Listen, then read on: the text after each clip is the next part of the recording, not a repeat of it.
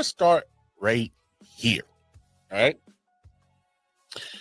Because I think of, sports psychology, little known fact, guys. Obviously, I'm a man of many talents, literally,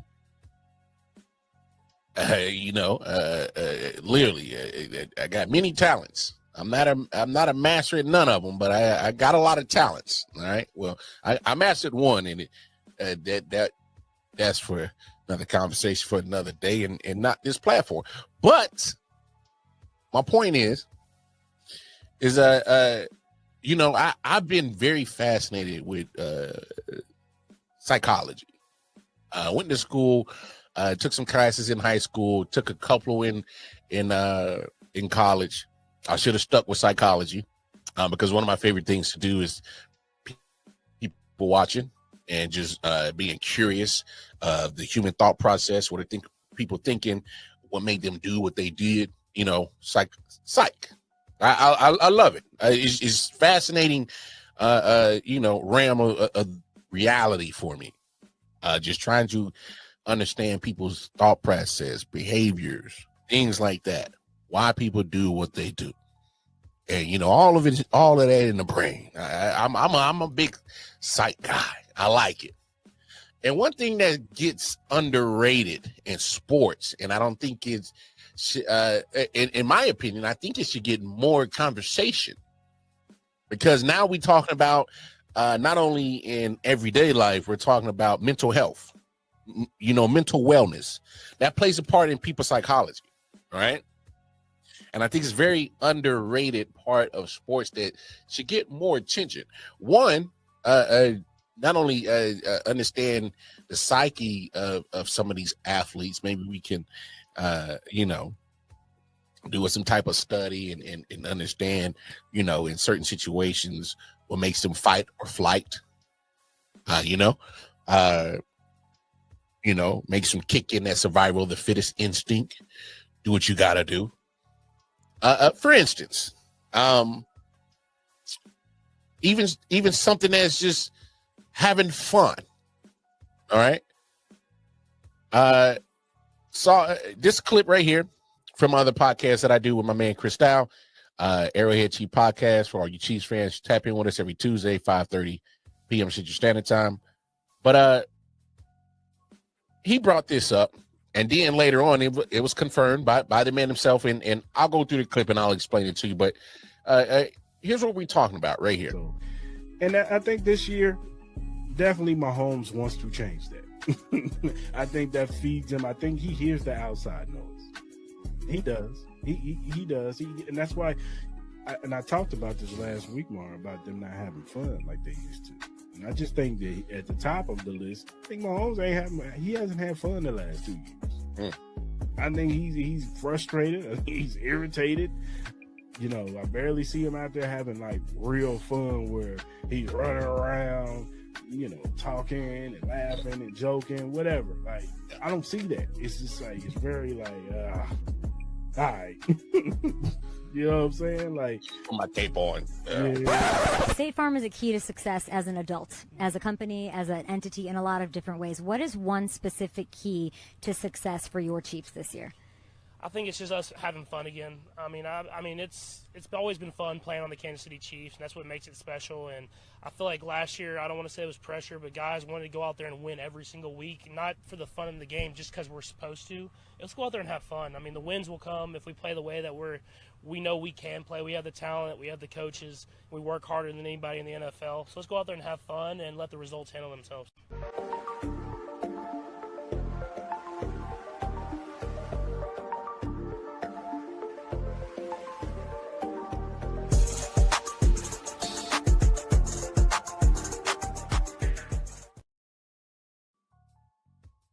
Yeah, I just wanted to hear that my man Chris got one of the bangest soundtracks to his podcast. I might be a little bit biased, but he's up there. But look, the main point of reason why I played that clip is because you even hear it from one of the greats in the sport today in NFL, Patrick Mahomes, and it seems so simple. Well, let's just have fun. But really think about it. So they're going through back-to-back championships, trying to go through the three-peat history. All right, you heard what he said right there.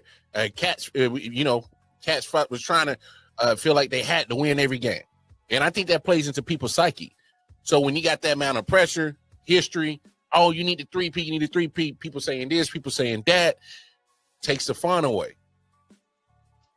Maybe if they wasn't so pent up, had a little bit more fun, maybe they win that third championship.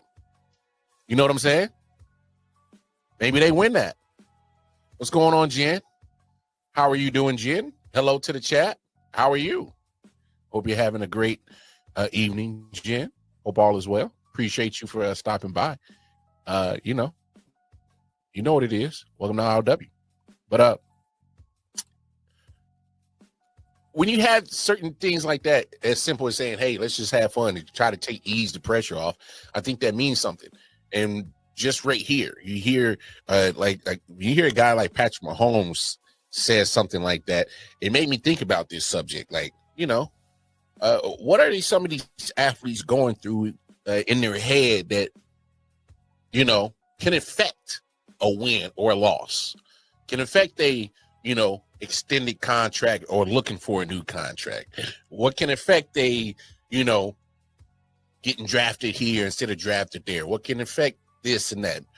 Are there certain things about athlete psyche that play a part in this? I think so.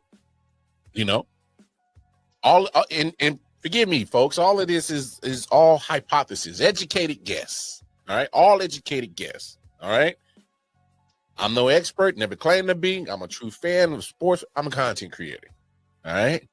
I'm not trying to be an expert or a psychologist.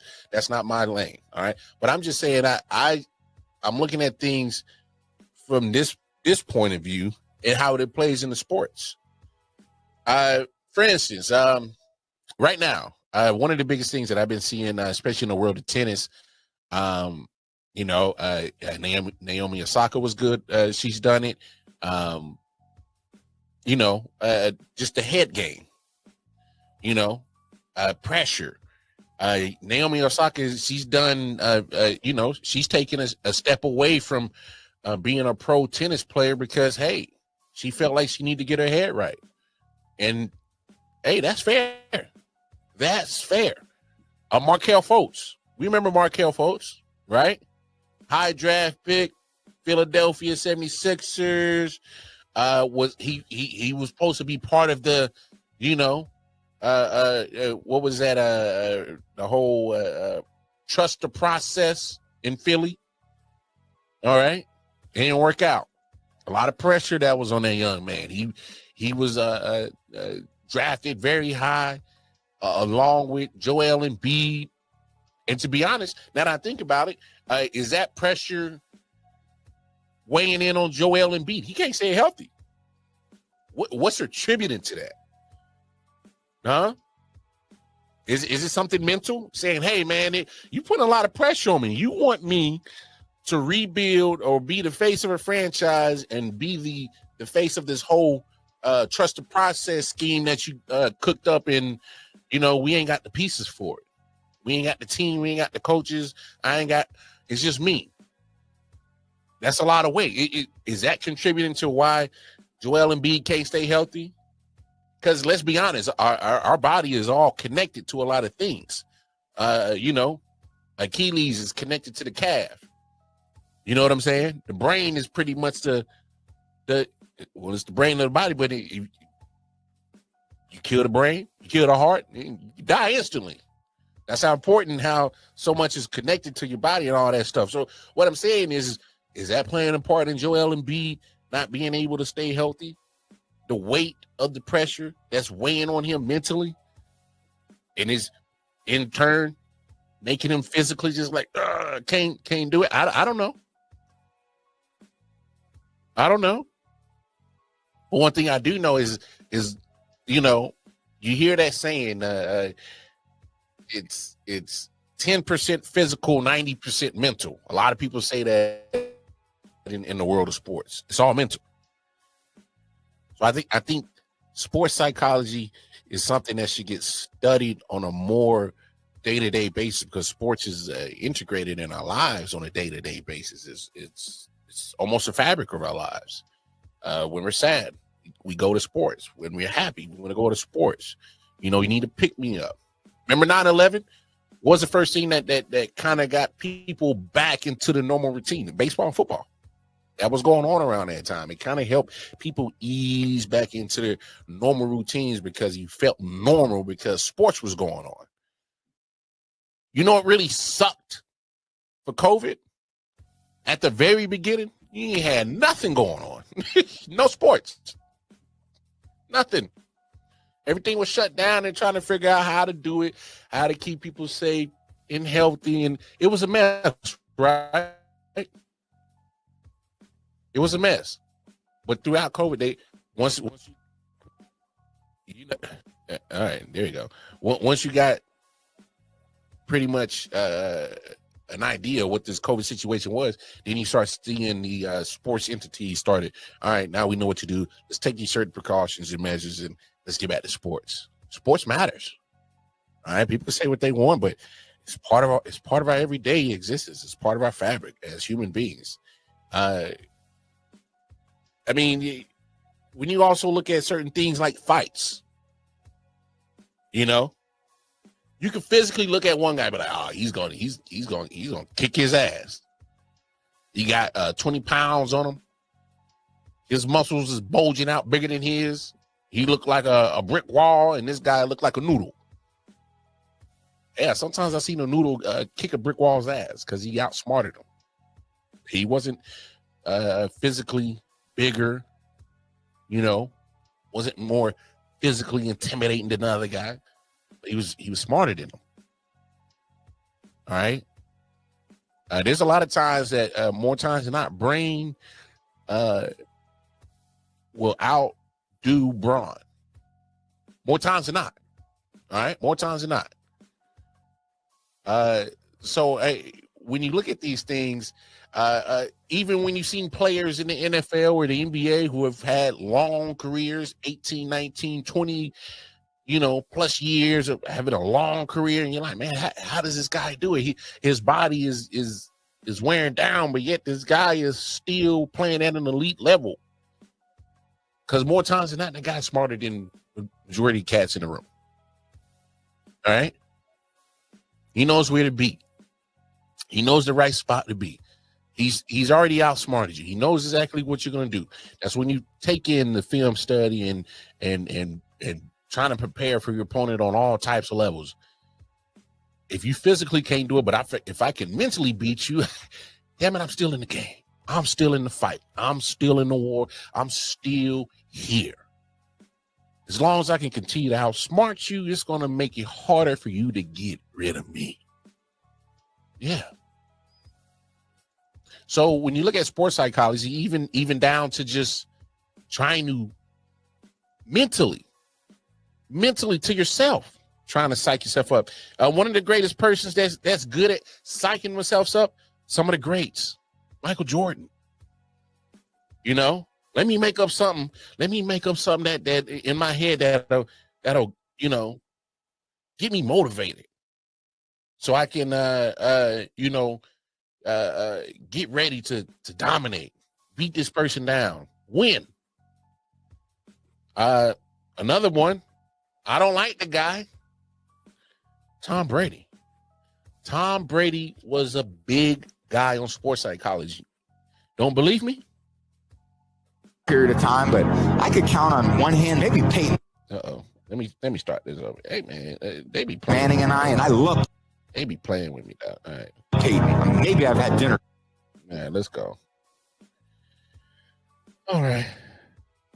But there wasn't a lot of smiley faces with Michael Jordan. There weren't a lot of smiley faces with Kobe Bryant. There weren't a lot of smiley faces with Tiger Woods, right? Tiger wasn't trying to be friends with anybody. Tiger had no friends. I don't know how you can want to crush the competition, because they are your competition, but then to like have dinner with them the next night. Yep. Now, I had a few friends like because maybe it was a long period of time, but I could count on one hand, maybe Peyton Manning and I love Peyton. Maybe I've had dinner with him twice in 23 years. And it's not because I don't love him. I really do. Twice in 20 years. Probably. You know, our competition was always like, I looked up to him so much. I admired Peyton Manning. Like, I loved his game. I loved everything he did. But if we wanted to get where we wanted to go, we had to get through them. So I had to create something different in my mind. He couldn't be my friend.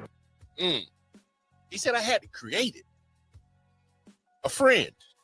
I had to turn him to an enemy so I can beat him. If that isn't sports psychology, I don't know what it is. Don't like Tom Brady, but damn it, I can understand that shit right there. Literally had to create in his mind that damn it, I can't talk. We only had dinner twice in 20 years. That's crazy. Because for some reason, I think a lot of people think, hey, man, y'all some of the GOATs in your sport, man, y'all definitely got to be friends. And nah, ain't friends. We friends, but we ain't friends. I think that matters in sports psychology, especially when you hear Tom Brady say something like that he forced himself to create something mentally, to mentally wire his brain and say, I can't be friends with that guy, even though I am, but I can't be friends with that guy because he's in the way of my destiny. His destiny was to become a champion. He became one 6 times in the AFC. And a lot of those times, Tom Brady had to get through Peyton. Yeah, we friends, but damn it, you in the way. You in the way. I can't look at you as a friend right now. Because people understand that when you see people at a certain way, you tend to do things differently. And what I mean by that is, if you're on the court and you're so buddy-buddy with a guy, you're mentally are going to get off the gas pedal. You're not going to go so hard. Me personally, nah, I don't care if you friend. I don't care if you family. Hell, man, hey, when I used to play football and baseball, I didn't care about our relationship off the field. I'm really caring about only thing on the field. Ain't no friends on the baseball diamond or when I was going against people. Ain't no friends on the football field when I was going against the homies. Trying to bust your ass. Pause. Ooh, super pause. Oh wow. I'm trying to win. And I know a lot of people, they you know, kind of get confused and you know, shout out to my man Booker T. He says this all the time, man. When it comes to championships, ain't no friendships. Ain't no friendships. When it comes to checks and championships, ain't no friendships. And sounds so simple, but it to me, it's resounding. It's literally just saying, "Hey, man, if you have a goal, especially in a sport that you want to become a champion, you ain't got no time to be buddy and kiki and and chopping it up and having no. It's got to be. We got to have a little, I got to have a little incentive, little something mentally." To try to get the edge over you. I hear the stories of all the time, man, and people are talking trash on the court. They say Kobe Bryant was the biggest trash talker, but he be like, hey, man, get your ass back in the gym and with that broke ass jumper. They say Michael Jordan was a big trash talker. He used to call motherfuckers bitches and pussies. I mean, it's disrespectful. I'm like, hey, man, you might want to chill out, dog. But he's trying to get into people's head, psychology. See, there's one thing about psychology that can get you the edge over anything. If you get into somebody's brain, take them off their normal behavior, the normal thought process, you got them. You got them. You got them beat. Get them out their character. Get them out their usual. Got them beat. Got them beat. So when I think about sports psychology and as the overall grand scheme of things, man, it's very important. Tiger Woods, for example, when Tiger Woods was in his prime, y'all remember the stories, man. Sunday, you know what he was wearing? You knew what he was wearing. He was going to come out there, the black slacks, all right, the black shoes, the black cap. He's going to have on that red polo. Oh, man, he's going to rock that red polo. And because he knew that when Month see this outfit on, they knew what time it was. Like, I hear the story about Tiger Woods all the time, how cats would see him come out the clubhouse wearing that outfit, the kill him outfit. That's what I would call it. It was this is I'm gonna take your head off outfit. When Tiger Woods would come out to them greens and wear that red polo, black accessories, everything black, just red polo. You know what time it was? Who was at the top of the leaderboard? Man, you better hope you can hang on to that damn leaderboard. Because psychology, psych-wise, mentally, you're like, oh, man, Tiger Woods about to tee off. He's about to do something special. He's about to do something great. He's about to do something epic. I don't think my lead is big enough. So then you start panicking, and you start making mistakes, and then you help Tiger Woods catch you. Because not only is he playing better and catching up, but he's in your head so much that you're playing bad and you're losing your lead. Sports psychology. It's fascinating on how literally the brain is just so impactful to so many things that you do as a human being, and how if something can get up there and just kind of stop that circuit for a little bit, not physically, but just disrupt it, and can take you off your game and could be the difference between a win and a loss, more money or less money, or position in, wherever it might take you. You know what I'm saying? So I love studying the sports psychology of things, looking at things like that, how to get into people's heads through trash talk, or just, or just physical things. Like, for instance, Max Crosby, love his game. One of the biggest things that he loves to do as a pass rusher, he may not get the sack, but he's still going to touch your quarterback. I remember the episode on quarterbacks. He got into Patrick Mahomes' head. Mahomes would release the ball, but Max Crosby would still punch him and tag him, and it might not have added nothing, but it added to something in Mahomes' head, because he's like, "Hey man, stop, leave me alone, stop touching me." And just that alone says to Max Crosby, "Oh, I got you," because you're not thinking about completing this pass. You're not thinking about reading the coverage. You're worried about me touching you and hitting you. It's a form of sports psychology. I love it, man.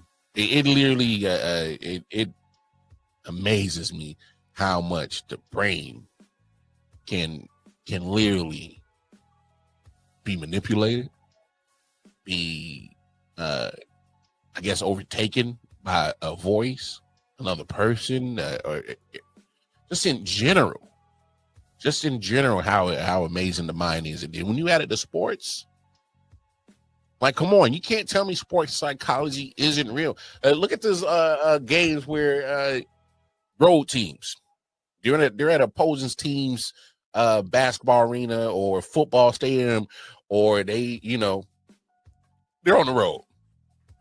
And depending on the atmosphere, shit can really mess with a player. I'm off my game, man. It's so loud in here. Or, the stands is shaking. These Cameron crazies are going crazy. I mean, it's a madhouse. The fans are just going insane. Messes with your psyche. Now your game is off, and mistakes start happening, and then the crowd gets louder and louder, and then the pressure gets bigger and bigger. And the next thing you know, you look at the scoreboard, man, you got your ass kicked. I love sports. I love sports psychology. I love it. I absolutely love it. It's a sport. It's a mindset. All right, and not to. I don't want nobody to take this the wrong way, but when you saw or you heard the clip when Tom Brady said, I wasn't into that being friends and stuff. But there's a lot of old school cats that went that way, and not to poke fun at LeBron James. And this is not that type of conversation. I don't know. Does that play a certain, a certain disadvantage to LeBron James? Because he's friends with a lot of his opponents. He does a lot of smiling on the court. Ain't nothing wrong to have fun. No. What I'm saying is find what makes you happy while you're playing a sport. Some other cats, they found winning was fun. That was more enjoyable. I'm just saying is that when you look at cats who are always being friends with some of these cats that are supposed to be your opponents, man, I just, for me, psychologically, you ain't got that killer instinct to take your friends down. Shit, I'm competitive as hell. Don't get me on a space table. Oh no, I'm being serious. I done lost friendships over space table because I'm talking shit. And I'm showing no mercy. I'm slamming cards on the table hard. Pow! Pick that book up. Talking to my partner. Oh, where you going? Yeah, you ain't got no space. You ain't cutting shit, little hoe. Oh, I'm talking shit. Cold cash shit. My granny tried to fight me one time because I was talking cold cash shit. I don't give a damn. Competitive. I want to win. As soon as the game over, I love you, granny. But on that space table, granny, I'm going to bust your head on the space table. Whoop your ass. So imagine how I am on real sports, especially video games. I don't show no mercy to my kids. Oh, no. You pick up them sticks and play Mad with me? Play 2K with me? Oh. Daddy, you ain't teaching me. Oh, it's hard knock. This is hard knock lesson. You gotta learn on your own. I learned on my own. My cousins used to whoop my ass on the first original PlayStation. Remember the gray PlayStation P1 came out? Oh yeah, I had to learn. You gotta take them ass whoopings. Builds character. Makes you stronger. Yeah. Sports psychology. I love it. Yeah. Silent Hill TDS, what's up? Yeah, come on. I.O.W. Sports Network, late night edition. Let's go. Come on. We about to raise the bar.